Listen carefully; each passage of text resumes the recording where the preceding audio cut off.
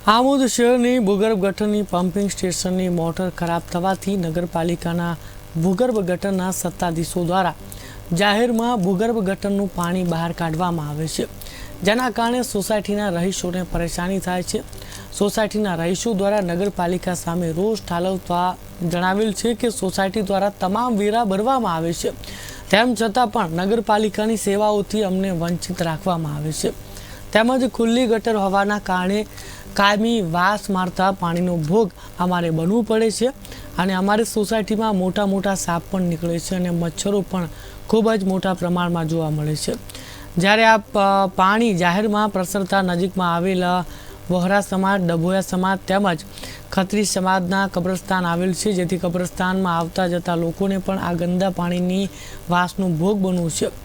ઉલ્લેખનીય છે કે નગરપાલિકા દ્વારા થોડા મહિના પહેલા ભૂગર્ભ ગટર માટેની નવી મોટરોની ખરીદી કરવામાં આવેલ હતી, છતાં કર્મચારી દ્વારા દેખરેખ ન રાખતા અને સમયસર મોટરોનું ઓપરેટિંગ ન થતાં વારંવાર મોટરો બગડી જવા પામે છે અને આખરે એનો ભોગ આમોદ શહેરના શહેરીજનોને બનવું પડે છે। સોસાયટીમાં સમસ્યા એ છે કે એક તો બહાર મેઇન રોડ ઉપર ખુલ્લી ગટર છે અને ભૂગર્ભ ગટરનું જે પાણી છે એ ખુલ્લે આમ છોડવામાં આવે, જેથી મચ્છરનો ત્રાસ એકદમ વધી ગયો છે। બીજી સમસ્યા એ કે આખા ગામમાં ડીડીટી પાવડર છાંટવામાં આવે છે અને અમારા આ વિસ્તારને માત્ર ડીડીટી પાવડરથી વંચિત રાખવામાં આવેલો છે। ડોર ટુ ડોર જે ગાડી આવે છે તે 4-5 દિવસે હવે એકવાર જ આવે છે, જેથી અમારે જે કચરો છે એ બધો મેઇન રોડ ઉપર જ બહાર નાખવા જવું પડે છે અને અમારી સોસાયટીમાં એવો એક પણ વ્યક્તિ નથી કે જે વેરા ના ભરતો હોય,